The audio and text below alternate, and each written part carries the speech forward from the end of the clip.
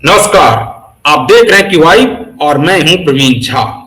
बात बिहार की ही करेंगे और बिहार से आज जो बड़ी खबर है उसको लेकर आज हम लोग चर्चा करेंगे, क्योंकि आज जिस चीज को लेकर लगातार ये कहा जा रहा था और बिहार की सियासत में एक प्रकार से भूचाल मचा हुआ था कि नीतीश कुमार आखिर कब इस्तीफा देंगे। मैं यहां सीएम पद की बात नहीं कर रहा हूं, बात कर रहा हूं कि विधान परिषद के पद से कब इस्तीफा देंगे।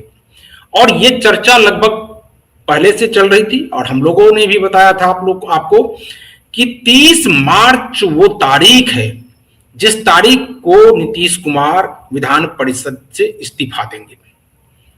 अब ये बात तो बिल्कुल तय हो गई है कि अब वो राज्यसभा जा रहे हैं। इसमें अब कोई इफ बट नहीं है, क्योंकि अब जब उन्होंने दे दिया इस्तीफा तो वो अब राज्यसभा जाएंगे ही जाएंगे। और वो जो चाहते थे खासकर कि एकमात्र सदन जिसके वो नेता नहीं रहे थे, अब उस सदन के भी नेता वो बन जाएंगे। जैसे ही शपथ लेंगे उसके बाद उस सदन के भी नेता बन जाएंगे, यानी राज्यसभा के भी नेता बन जाएंगे। लेकिन अभी भी एक जो बहुत बड़ा सवाल ये है कि आज उन्होंने खास करके विधान परिषद से तो इस्तीफा दे दिया, लेकिन जिसकी मांग लगातार हो रही है खास करके भारतीय जनता पार्टी की तरफ से, या जो pressure politics Bharatiya Janata party की तरफ से हो रही है, वो है सीएम पद को लेकर कि सीएम पद से नीतीश कुमार कब इस्तीफा देते हैं। क्योंकि आज जिस प्रकार की खबरें वहां से पटना से आ रही हैं और जिस प्रकार से नेता उनके लिए भावुक हो रहे हैं या भावुक दिख रहे हैं, खास करके जो अशोक चौधरी हैं उनका बयान ले लीजिए, या विधान परिषद के जो सभापति है अवधेश नारायण सिंह, उनका भी बयान आप ले लीजिए। ये सब जब आप देखेंगे, उधर आप देखिए कि आनंद मोहन ने एक अलग फ्रंट खोल दिया है। आनंद मोहन तो यहां तक कह गए कि जब उन्होंने इधर से इस्तीफा दे ही दिया और अब वो राष्ट्रीय अध्यक्ष जेडीयू के नीतीश कुमार हैं ही, तो इनको क्या, अब जब वो फ्री हैं, अब तो मुख्यमंत्री नहीं है, तो राष्ट्रीय अध्यक्ष के लिए बढ़िया से काम कर सकते हैं, तो कार्यकारी अध्यक्ष की क्या जरूरत है। तो संजय झा को इस्तीफा दे देना चाहिए। उनका एक अलग फ्रंट उन्होंने खोल करके रखा है। अब इस सब के पीछे जो है, क्या आखिर वहां पर राजनीति हो रही है, इसको लेकर आज हम लोग चर्चा करेंगे। और इस चर्चा में हमारे जो खास करके राजनीतिक विश्लेषक हैं और वरिष्ठ पत्रकार हैं संजीव प्रियदर्शी जी, वो जुड़े हुए हैं, उनसे हम आपको रूबरू करवाएंगे। लेकिन आज सबसे पहले हम आपको वो एक दो वीडियो दिखाना चाहते हैं कि जब ये खबर आई कि उन्होंने यानी नीतीश कुमार ने विधान परिषद के पद से इस्तीफा दे दिया, उसके बाद क्या रिएक्शन था। क्योंकि अशोक चौधरी एक प्रकार से पहले भी कह चुके हैं कि नीतीश कुमार उनके मानस पिता है, और ऐसे में अशोक चौधरी का ये भावुक वीडियो जो है वो कम से कम आप लोगों को एक बार पहले देखना चाहिए, और उसके बाद फिर इस पर हम लोग चर्चा करेंगे कि इस वीडियो के क्या मायने हैं। क्या अभी भी ये मैसेजिंग है कि नीतीश कुमार को लेकर लोग बहुत भावुक हैं, खास करके उनके नेता, और ये नेता के जरिए कार्यकर्ताओं में ये भेजने की कोशिश हो रही है, और दूसरी तरफ भारतीय जनता पार्टी के ऊपर एक प्रेशर बनाने की कोशिश हो रही है कि अभी तो नीतीश कुमार इस्तीफा नहीं देने जा रहे हैं। और इस प्रकार की अभी कोई खबरें आ भी नहीं रही है। कहा तो ये जा रहा है कि 11 या 12 अप्रैल के आसपास, 10 से 12 अप्रैल के बीच में वो सीएम पद से भी इस्तीफा दे देंगे, लेकिन इस पर अभी सस्पेंस बरकरार है। ये मैं आप लोगों को बार बार कह रहा हूं, हम अपने दर्शकों को लगातार ये बताते रहते हैं कि कई सारे ये खबरें चल रही है कि 10 से 12 अप्रैल के बीच जो है वो नीतीश कुमार सीएम पद से इस्तीफा दे देंगे और भारतीय जनता पार्टी का कोई सीएम बन जाएगा। लेकिन यहां भी लेकिन है, और लेकिन यह है कि जब तक नीतीश कुमार के मनमाफिक सब कुछ नहीं होगा, तब तक नीतीश कुमार इस्तीफा नहीं देंगे, क्योंकि उनके ऊपर अभी कोई दबाव नहीं है कि वो मुख्यमंत्री पद छोड़ दें, तुरंत छोड़ दें। 6 महीने तक तो अभी वो राज्यसभा सदस्य के रूप में भी बिहार के मुख्यमंत्री बने रह सकते हैं। इसलिए अभी इस सब पर हम लोग चर्चा करेंगे। इस चर्चा को आगे बढ़ाएं उससे पहले हम आपको एक वीडियो दिखाते हैं और वीडियो देखिए कि उस वीडियो में क्या है। पहले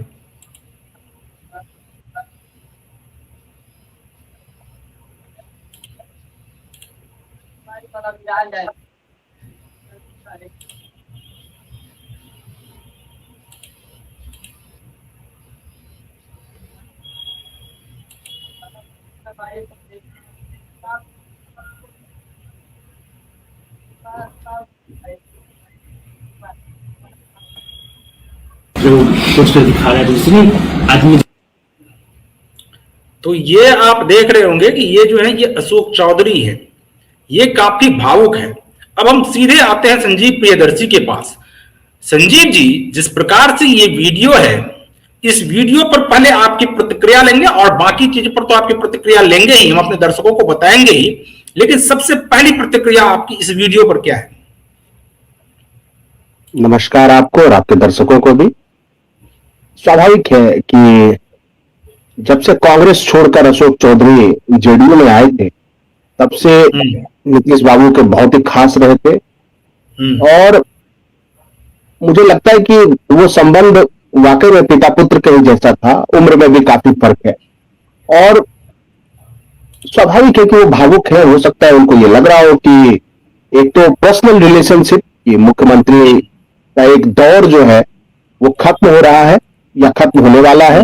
हो सकता है वो मतलब अप्रैल में वो अपने मुख्यमंत्री के पद से भी इस्तीफा दे दे, लेकिन एक तो उनका व्यक्तिगत संबंध, दूसरा देखिए अशोक चौधरी निशाने पर रहे हैं बहुत सारे मामलों और हो सकता है कि जो नया गवर्नमेंट बने तो उसमें उनकी भूमिका किस रूप में हो ये देखने वाली बात होगी, क्योंकि ऐसा कहा जा रहा है कि जेडीयू के जो बहुत ही सीनियर लीडर्स हैं, हो सकता है उनको उनकी बजाय निशांत उन लोगों को प्राथमिकता देंगे जो जिनसे बात करना, जिनसे संवाद करना उनके लिए सहज होगा। जैसे मैं बताऊं कि किसी भी पार्टी में जनरेशनल चेंज जब होता है लीडरशिप में, जैसे जो सोनिया जी के करीब के नेता थे, आप देखिए कमोबेश वो सब साइडलाइन हो चुके हैं राहुल गांधी के पावर में आने के बाद।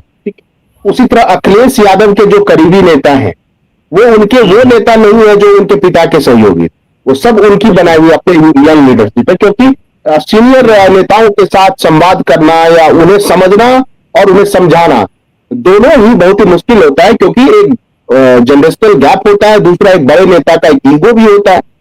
और निश्चित रूप से निशांत अगर उप मुख्यमंत्री बनते हैं या मुख्यमंत्री बनते हैं तो वो अपनी टीम बनाना चाहेंगे और ऐसा हर कोई वो कर भी रहे इस दिशा में प्रयास। तो अशोक चौधरी हो सकता है उस टीम में कहीं नजर नहीं आए। देखिए उस टीम की जो भी फोटो आई है जो बैठक के साथ, ना उसमें अशोक चौधरी नजर आ रहे हैं, ना उसमें संजय झा नजर आ रहे हैं, ना उसमें ललन सिंह नजर आ रहे हैं, इसके अलावा श्रवण कुमार तक नजर नहीं आ रहे हैं। तो इसका मतलब स्पष्ट है कि टीम नीतीश में तो बहुत ही मजबूत थे अशोक चौधरी, लेकिन टीम निशांत में वो मजबूती उनको मिलेगी नहीं, मिलेगी या नहीं वो वक्त बताएगा। हो सकता है उसका भी आभास हो। और खैर अब तो प्रोफेसर भी हो गए हैं और वो संविधान को पूरा फेडरल संविधान घोषित कर चुके हैं एएन कॉलेज में प्रोग्राम के दौरान, जबकि हमारा संविधान उस तरह से फेडरल नहीं है जिस तरह से वो बता रहे थे, या जिस तरह से अमेरिका का संविधान है वैसा हमारा फेडरल संविधान नहीं है। उसमें फेडरलिज्म भी है और यूनियन भी है, इसलिए हमारे देश को यूनियन ऑफ इंडिया कहा जाता है। फेडरेशन ऑफ इंडिया नहीं कहा जाता, यूनियन ऑफ इंडिया कहा जाता है। जी